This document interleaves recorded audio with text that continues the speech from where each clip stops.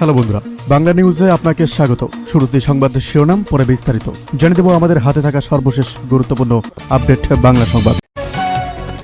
বাংলাদেশ ব্যাংকের ভল্টে রাখা সোনার মান নিয়ে আবার অডিট শুরু হয়েছে। আগের রিপোর্টের সাথে আমিলের যে খবর চাউর হয়েছে তার সত্যতা কত? দেশব্যাপী জ্বালানি সংকটের মুখে প্রধানমন্ত্রী এবং মন্ত্রীদের জ্বালানি খরচ 30% কমানোর নির্দেশ দেওয়া হয়েছে। এই কৃচ্ছা সাধন নীতির প্রভাব মাঠ পর্যায়ে প্রশাসনে কেমন হবে সেটাই এখন দেখার বিষয়। বিগত সরকারের আমলে অনিয়মের অভিযোগে অভিযুক্ত সাবেক এক শীর্ষ সেনা কর্মকর্তার বিচার প্রক্রিয়া নিয়ে আজ আইন মন্ত্রণালয়ে রুদ্ধতার বৈঠক হয়েছে। সাধারণ আদালত নাকি সামরিক ট্রাইব্যুনাল, কোথায় হবে এই বিচার? আগামী সংসদ নির্বাচনের প্রস্তুতি হিসাবে সেনাবাহিনী মোতায়েনের প্রয়োজনীয়তা উল্লেখ করে স্বরাষ্ট্র মন্ত্রণালয়কে চিঠি দিয়েছে এসি। কবে থেকে কার্যকর হচ্ছে এই আদেশ?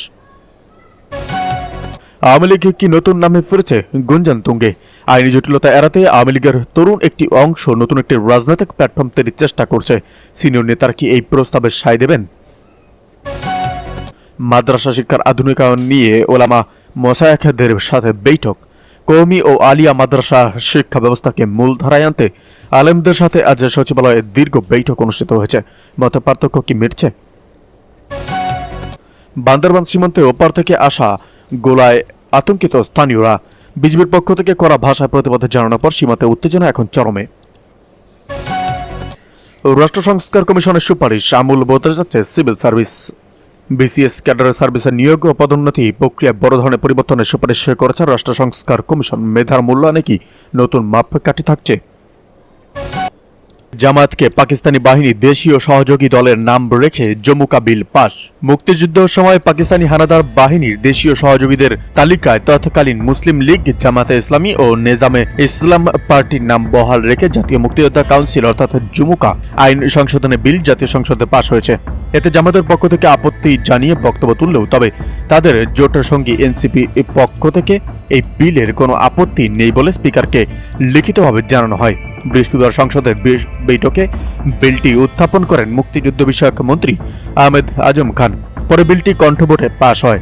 জামায়াতে ইসলামের আমির ও বিরোধী দলীয় নেতা বিলের ওপর আপত্তি জানিয়ে দাঁড়িয়ে দীর্ঘ বক্তব্য দিলেও বিলের কোন ধারায় তিনি সংশোধন চান তা উল্লেখ করেননি। ফলে স্পিকার তার আপত্তির বিষয়টি নিষ্পত্তি করতে ভোট দেননি। অন্তর্বর্তী সরকারের আমলে জারি করা এই অধ্যাদেশে বীর মুক্তিযোদ্ধা, মুক্তিযুদ্ধ, মুক্তিযুদ্ধের লক্ষ্য এবং মুক্তিযুদ্ধের সহযোগীর সংজ্ঞা নতুন করে নির্ধারণ করা হয়। সেখানে পাকিস্তানি বাহিনীর দেশীয় সহযোগীদের তালিকায় তৎকালীন মুসলিম লীগ, জামায়াতে ইসলামী ও নেজামে ইসলাম পার্টির নাম রাখা হয়েছিল। বিলের মূল আপত্তির জায়গা ব্যাখ্যা করতে গিয়ে জামায়াতে ইসলামীর আমির বলেন, বাক স্বাধীনতার পরের সরকার জিয়াউর রহমান বা খালেদা জিয়া সরকার কেউই আইনের সংজ্ঞায় রাজনৈতিক দলগুলোর নাম এভাবে আনেনি। তার ভাষায় বিষয়টি প্রথমে শেখ হাসিনার আমলে এসেছে, পরে অন্তর্বর্তী সরকারও সামান্য পরিবর্তন সহ সেই ধারাবাহিকতা। এদিকে বাধ্যতামূলক ছুটিতে পাঠানো হলো ইসলামী ব্যাংকের এডিমিনকে।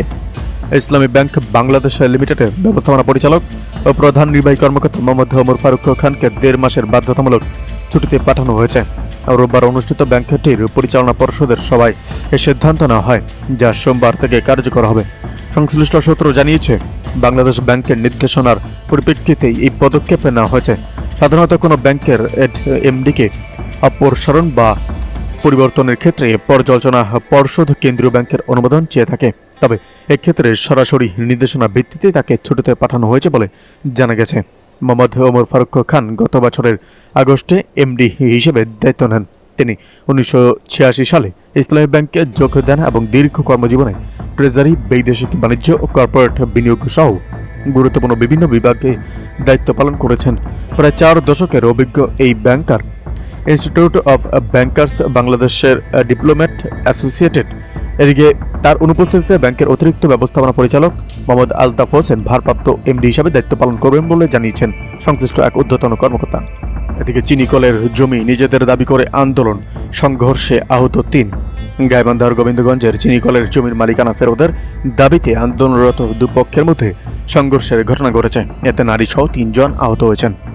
রোববার দুপুরে উপজেলায় জয়পুর পাড়ায় এই সংঘর্ষের ঘটনা ঘটে। স্থানীয় সূত্রে জানা গেছে, রংপুর চিনিকলের 1862 একর জমি বাপ দাদার দাবি করে। ওই জমির মালিকানা ফেরতের দাবিতে আন্দোলন করে আসছে সাহেবগঞ্জ বাগদা ভূমি উদ্ধার সংগ্রাম কমিটি। এই আন্দোলনের সাঁওতালরা সহ স্থানীয় বাসিন্দারা যুক্ত রয়েছেন। গত 1 এপ্রিল ফিলিমন বাস্কের নেতৃত্বে একটি নতুন কমিটি ঘোষণা করলে কমিটি দুই ভাগে ভাগ হয়ে যায়। বর্তমানে একটি নেতৃত্বে রয়েছে ফিলিমন বাস্কে, অন্যটির নেতৃত্বে জাফরুল ইসলাম। সর্বশেষ রোববার দুপুরে জয়পুর পাড়ায় ফিলিমন বাস্কের নেতৃত্বে একটি বিক্ষোভ সমাবেশের আয়োজন চলছিল। সেখানে ভূমি উদ্ধার সংগ্রাম কমিটির অন্য গ্রুপের জাফরুল, স্বপন শেখ ও সাবুর নেতৃত্বে পরিকল্পিতভাবে হামলা বলে দাবি করেন ফিলিমন বাস্কে। এতে সংঘর্ষের সূত্রপাত হয় এবং নারী সহ 3 জন আহত হন। তবে জাফরুল ইসলাম ও অন্যরা হামলার অভিযোগ অস্বীকার করেছেন। জাফরুল বলেন, আমি শহরে আছি, ফোনে বিষয়টি নিশ্চিত হয়েছি। স্থানীয় ভূমি উদ্ধার সংগ্রাম কমিটি হয়েছে 3টে। কার লোকজনের মধ্যে ঘটনা ঘটেছে আমরা তা খতিয়ে দেখছি। এদিকে মারা গেছেন এনসিপি নেত্রী রাফিয়া সুলতানা। জাতীয় নাগরিক পার্টির অর্থাৎ এনসিপির বগুড়া জেলার সিনিয়র যুগ্ম আহ্বায়ক এবং ঢাকা বিশ্ববিদ্যালয়ের সাবেক শিক্ষার্থী রাফিয়া সুলতানা মারা গেছেন। গতকাল বুধবার রাজধানীর একটি হাসপাতালে চিকিৎসাধীন অবস্থায় ইন্তেকাল করেন তিনি। তার মৃত্যুতে শোক বার্তা দিয়েছে জাতীয় নাগরিক পার্টি। এনসিপি জানায়, গতকাল রাতে হঠাৎ অসুস্থ হয়ে পড়েন রাফিয়া সুলতানা। পরে তাকে হাসপাতালে নেওয়া হয়। সেখানে চিকিৎসাধীন অবস্থায় তিনি ইন্তেকাল করেন। আজ বৃহস্পতিবার দলের দপ্তর সেলের সদস্য সারিয়া ফারজানা দিনা স্বাক্ষরিত শোক বার্তা বলা হয়েছে, জাতীয় নাগরিক পার্টির বগুড়া জেলা আহ্বায়ক কমিটির সিনিয়র যুগ্ম আহ্বায়ক রাফিয়া সুলতানা গতকাল রাতে ইন্তেকাল করেছেন। এদিকে প্রধানমন্ত্রীর সঙ্গে অস্ট্রেলিয়ার সংসদীয় প্রতিনিধি দলের সৌজন্য সাক্ষাৎ। প্রধানমন্ত্রী তারেক রহমানের সঙ্গে অস্ট্রেলিয়ার সংসদীয় প্রতিনিধি দল সৌজন্য সাক্ষাৎ করেছে। অস্ট্রেলিয়ার পার্লামেন্টের স্পিকার মিল্টন ডিক প্রতিনিধি দলটির নেতৃত্ব দেন। বৃহস্পতিবার বিকেল 3টায় সংসদ ভবনে প্রধানমন্ত্রীর কার্যালয়ে এই সাক্ষাৎ অনুষ্ঠিত হয়। প্রধানমন্ত্রীর প্রেস সচিব আবু আবদুল্লাহ এম ছালেহ এক কথা জানান। প্রেস সচিব বলেন, অস্ট্রেলিয়ার পার্লামেন্টের স্পিকারের নেতৃত্বে সে দেশের সংসদীয় প্রতিনিধি দল প্রধানমন্ত্রী ও সংসদ নেতার সাথে তার কার্যালয়ে সাক্ষাৎ করেছে। এটি ছিল সৌজন্য সাক্ষাৎ। অস্ট্রেলিয়া পার্লামেন্টের হাউস অব রিপ্রেজেন্টেটিভের স্পিকার মিল্টন ডিক 13 সদস্যের সংসদীয় দলের নেতৃত্ব দেন। এ সময় deputy speaker barrister Kaisal Kamal, সংসদের চিফ হুইপ নুরুল ইসলাম মনি, পররাষ্ট্র প্রতিমন্ত্রী সামা ওবায়দ ইসলাম উপস্থিত ছিলেন। এদিকে বিএনপি গণরায়ের সঙ্গে প্রতারণা শুরু করেছে বলেন সারজিস আলম। নির্বাচনের 1.5 মাস পার হতে না হতে বিএনপি মানুষের গণরায়ের সঙ্গে প্রতারণা শুরু করেছে বলে মন্তব্য করেছেন এনসিপির মুখ্য সংগঠক সারজিস আলম। তিনি বলেছেন, আজ যদি আবার জাতীয় নির্বাচন হয় তবে দেশের অনেক আসনে মানুষ তাদের আগের সিদ্ধান্ত নিয়ে অনুশোচনা করবেন। অনেকেই হয়তো তাদের ভোটের অবস্থান বদলে ফেলবেন। সোমবার বিকেলে বগুড়া সদরের বাঘপাড়ায় এক স্কুল মাঠে আয়োজিত গণসমাবেশে বিশেষ অতিথির বক্তব্যে তিনি এসব কথা বলেন। বগুড়া 6 আসনের উপনির্বাচনে 11 দলীয় ঐক্যজোটের প্রার্থী ও জামাত নেতা আব্দুর রহমানের পক্ষে এই সমাবেশের আয়োজন করা হয়।